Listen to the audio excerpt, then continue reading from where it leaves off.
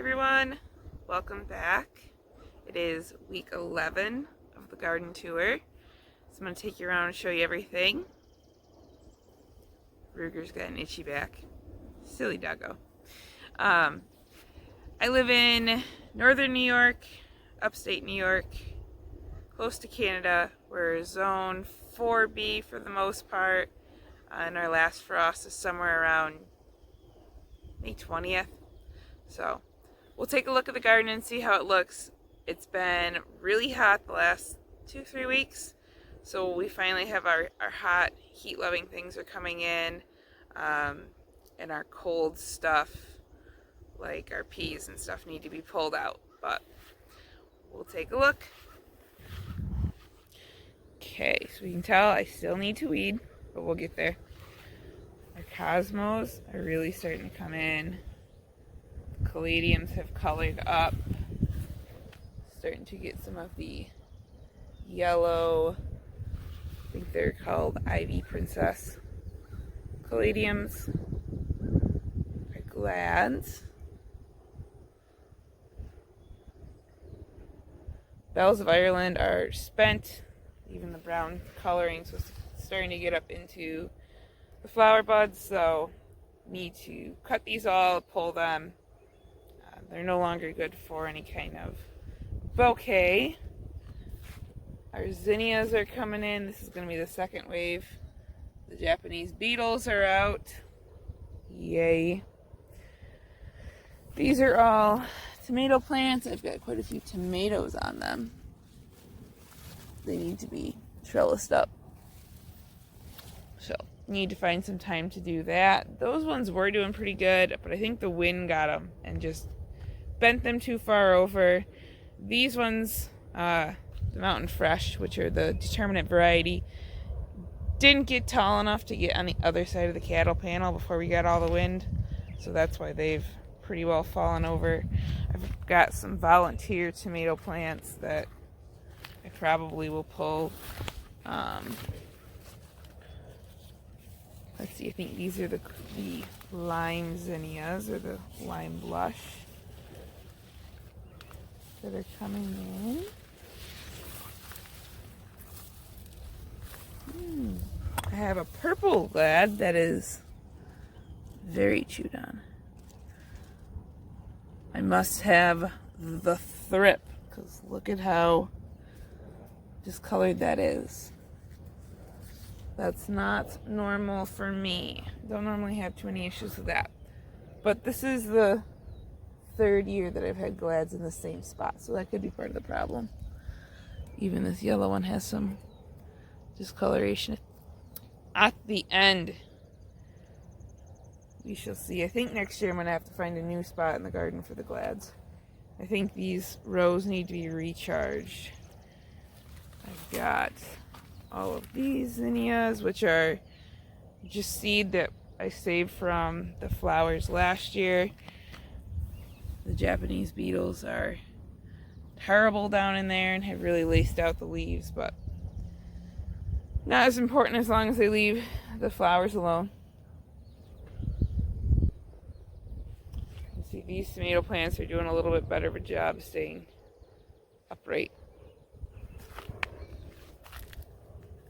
I have not found a ripe tomato yet. I'm close on some of these, but not yet. I have these cosmos doing really well. A couple of onions tucked in here in this glad section. My beets are definitely ready to be pulled. Garlic, I need to cut my scapes.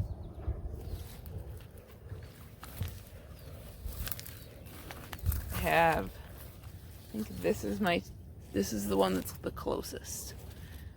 Another day or two and I think it'll be ready. Then I'll start having cherry tomatoes like crazy. These onions look good.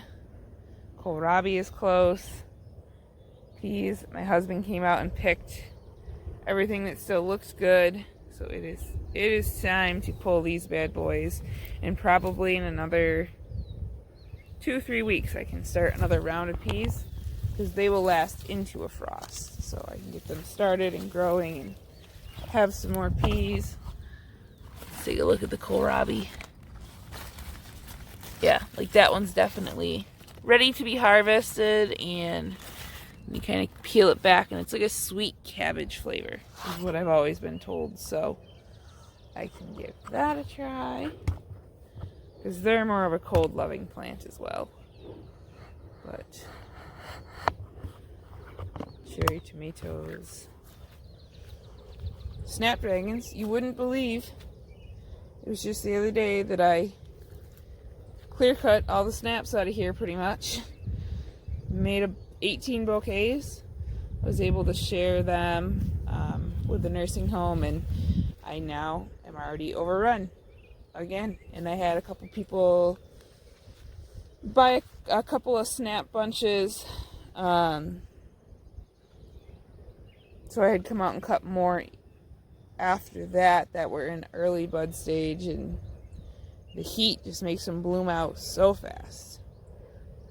Yarrow, sending up its colorful shoots. Celosia's finally got some heat, some size to it now that we've had the heat. This yarrow's pretty well coloring up. Very pretty pink.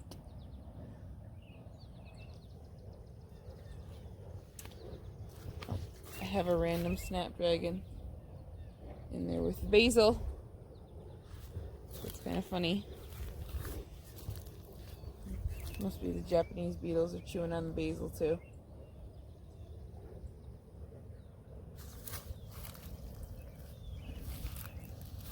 I have shoots coming up from sea holly. We'll see if they flower this first year.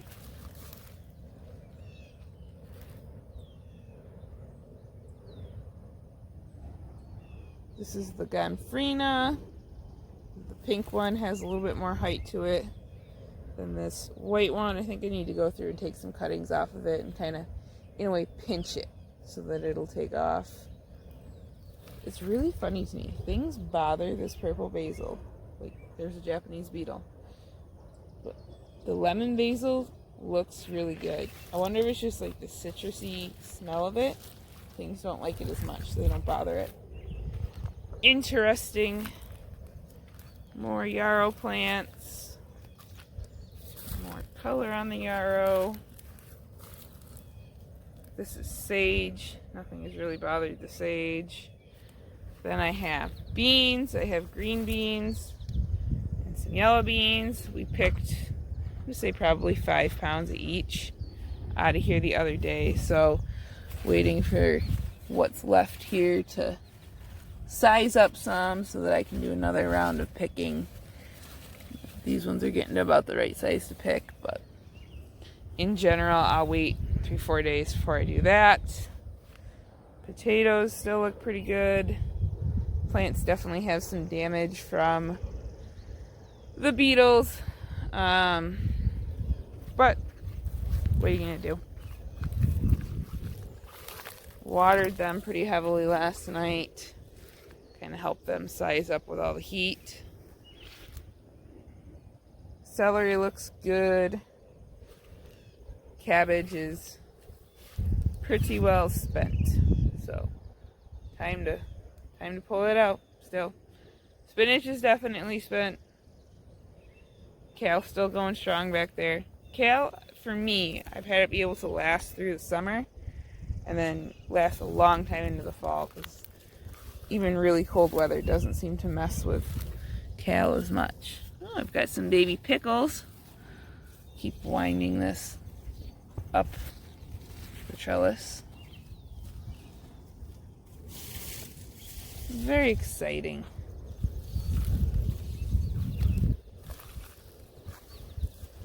Baby pickles. Those are the pickling cucumbers. That's why I call them the baby pickles. And then these are the burpless ones, so more of like a fresh eating cucumber. I've got yellow zucchini, yellow squash. My dill is going crazy still. There's a good size yellow squash. Right there. That one's probably ready to harvest.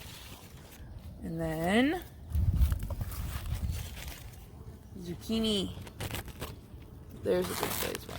That one's ready to harvest. And lots of flowers. So overall, the heat-loving stuff is coming in. The cold-loving stuff is definitely headed out. Flowers and filler look really good now that we've had some heat to bring on the stuff that actually prefers the heat, like the basil and the celosia. Snapdragons should lull out here with the heat that we've had. And then they'll pick back up once we get some cooler weather again. So we'll have to see. I'll have to keep an eye on the potatoes and see how soon I can kind of start digging from them. I think it's usually like 45 days, roughly, after they flower. So another 2-3 weeks and I probably could start pulling them out.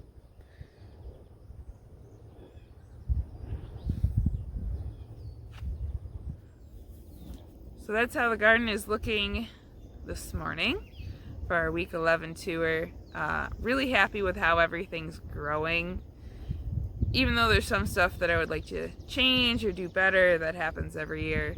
I really want to try next year to be on top of trellising up my tomatoes so that they grow up nicely and they're pruned nicely. I did it really well the first year, but the next 2 years were a bit of a struggle for me. So we'll see. I really just need to make the time or set the time that once a week I come out and do that so that they'll make this beautiful tomato wall along that cattle panel. But live and learn. I've done better with my peas this year, so that's a plus side. And I'm really happy with all my flowers. So I will continue to enjoy them and sell bouquets and make bouquets as I slowly get my cut flower business off the ground. Definitely building a business is not an easy thing to do, but I'm enjoying it so far. Also, I don't want to be to the level where cut flowers is like a part-time job or anything. I just want it to be something I can enjoy and make a little bit of revenue to help pay for the stuff in the garden. So just enjoying the process. Thanks for coming along to look at everything. I will see you next week for the next tour.